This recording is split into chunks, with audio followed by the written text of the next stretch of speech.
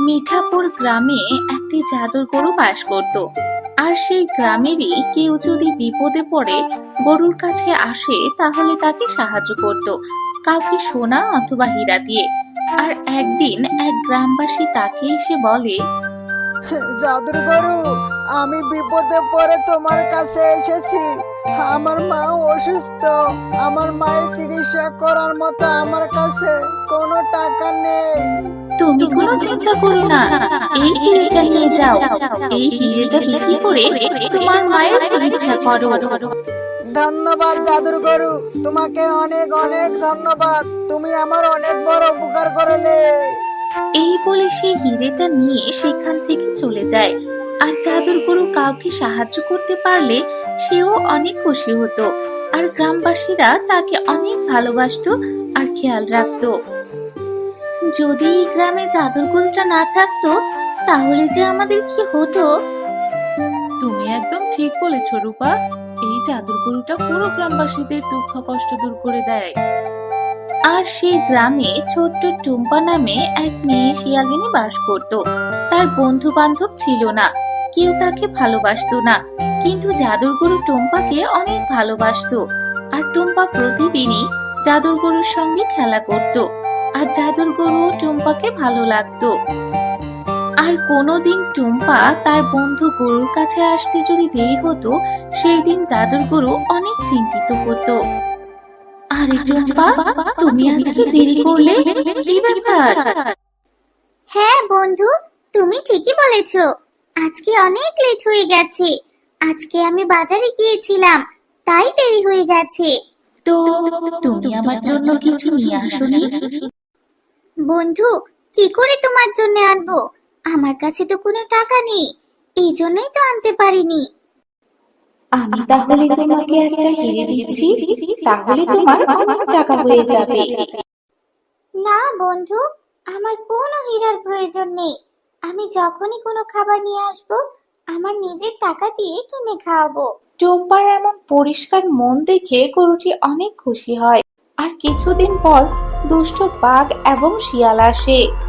মাম্মা, ওই জাদুর গরু তো সবার উপকার করে, কাউকে সোনা দিয়ে, কাউকে হীরা দিয়ে।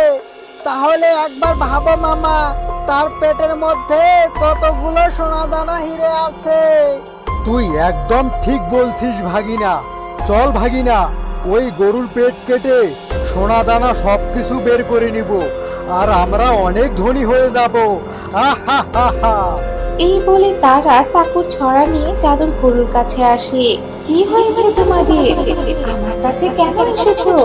আমাকে বলো, আমি তোমাদেরকে সাহায্য করব। আমাদের অনেক সমস্যা। আমাদের থাকার জন্য ঘর নেই, খাবার জন্য টাকা নেই। এই নাও হিরে, এগুলো বিক্রি করলে তোমাদের দুঃখ কষ্ট দূর হয়ে যাবে। হিরে, হিরে আমাদের দরকার নেই। আহা হা। তাহলে তোমরা কি চাইছো?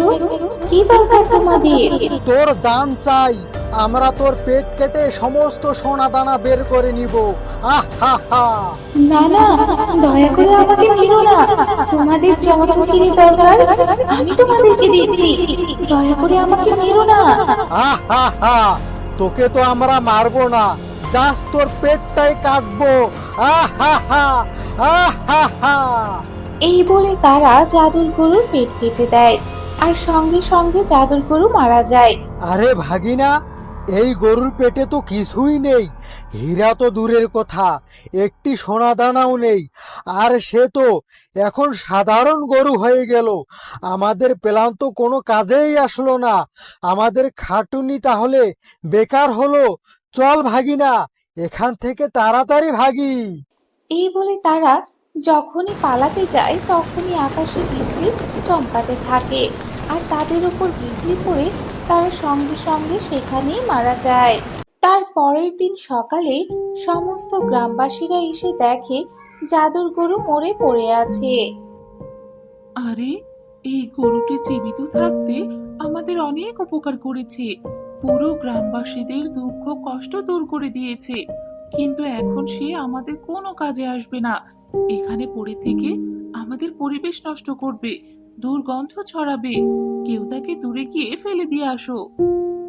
চুপ করো, যখন এই গরু হিরে দিত তখন তো তোমরা সবাই এর আগে পিছে সবাই ঘোরাফেরা করতে। এখন এই জাদুর গরুর এই অবস্থা হয়েছে দেখে তাকে ফেলে দেওয়ার কথা বলছো? লজ্জা করে না তোমাদের? আর ধীরে ধীরে সমস্ত গ্রামবাসীরা সেখান থেকে চলে যায়, কিন্তু টুম্পা অনেক দুঃখী হয়ে সেখানেই দাঁড়িয়ে থাকে। আর তখনই একটি গায়েবী আওয়াজ আসে।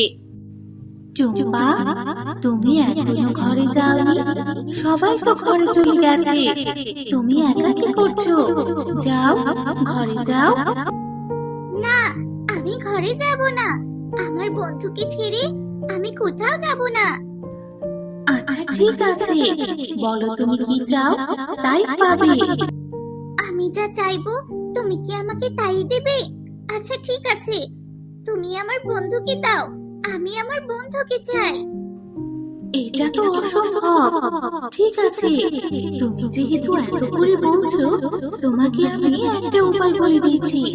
এখান থেকে অনেক দূরে এক জঙ্গলে একটা গুহা আছে। সেই গুহার ভিতরে একটা নাগিন রয়েছে, আর তার মাথায় একটা নাগমণি আছে। তুমি যদি সেই নাগমণি নিয়ে আসতে পারো, তাহলে তোমার বন্ধু গরু আবার চিন্তা হতে পারে, কিন্তু সেটা অনেক কঠিন। সেখানে যতজন গিয়েছে সেখান থেকে আর কেউ ফিরে আসেনি।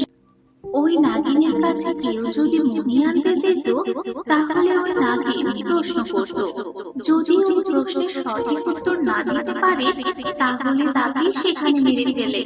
যদি তার প্রশ্নের সঠিক উত্তর কেউ দিতে পারে, তাহলেই তাকে তার নাগমণি দিয়ে দেয়। কিন্তু তার প্রশ্নের উত্তর দেওয়া এত সহজ নয়। তোমার বন্ধুকে চিন্তা করতে এটাই একমাত্র রাস্তা। তুমি যদি পারো, একবার চেষ্টা করে দেখতে পারো। আমি আমার বন্ধুকে বাঁচানোর জন্য সবকিছু করতে রাজি। এই বলে টুম্পা সেই নাগমণির উদ্দেশ্যে জঙ্গলের দিকে যেতে শুরু করে। আর তার সামনে ভয়ঙ্কর ভয়ঙ্কর জঙ্গল পড়ে। তবুও টুম্পা ভয় না করে সেই গুহার ভিতরে এসে যায়, আর দেখে নাগের মাথায় সেই জাদুর মণি। আরে, কে তুমি? এখানে কেন এসেছো? কি চাও? তোমার জাদুর মণিটা আমার অনেক দরকার, আমার বন্ধুকে বাঁচানোর জন্য। এই লোভে আজ পর্যন্ত এখানে অনেকেই এসেছে, আর সবাই মরে গেছে। কেউ আজ পর্যন্ত এই জাদুর নাগমণি নিয়ে যেতে পারেনি। যে করেই হোক, নাগমণি আমাকে নিয়ে যেতেই হবে, নইলে যে আমি আমার বন্ধুকে বাঁচাতে পারবো না। আচ্ছা ঠিক আছে, আমি তোমাকে একটা প্রশ্ন করছি। তুমি যদি এর সঠিক উত্তর দিতে পারো, আমি আমার নাগমণি তোমাকে দিয়ে দেব। আচ্ছা ঠিক আছে, বলো তোমার প্রশ্ন। তাহলে বলো, এই পৃথিবীতে কোনটা ঠিক কোনটা ভুল? সৃষ্টি জগৎ, প্রকৃতি হচ্ছে সঠিক আর আমরা হচ্ছি ভুল। সেটা কি করে বলো তো?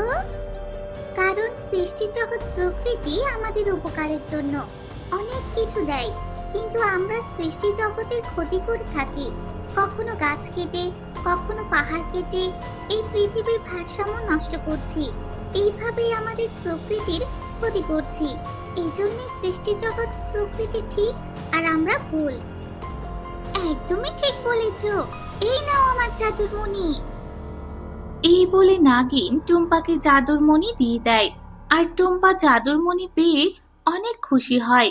নাগিনকে ধন্যবাদ দিয়ে সেখান থেকে চলে যায়। টুম্পা তার বন্ধুর উপরে সেই জাদুর নাগমণি বসিয়ে দেয়, আর জাদুর মণি রাখতেই তার বন্ধু গরু তখনই জিন্দা হয়ে যায়। তারপর তারা দুজনে হাসি খুশি ভাবে গ্রামে থাকতে শুরু করে।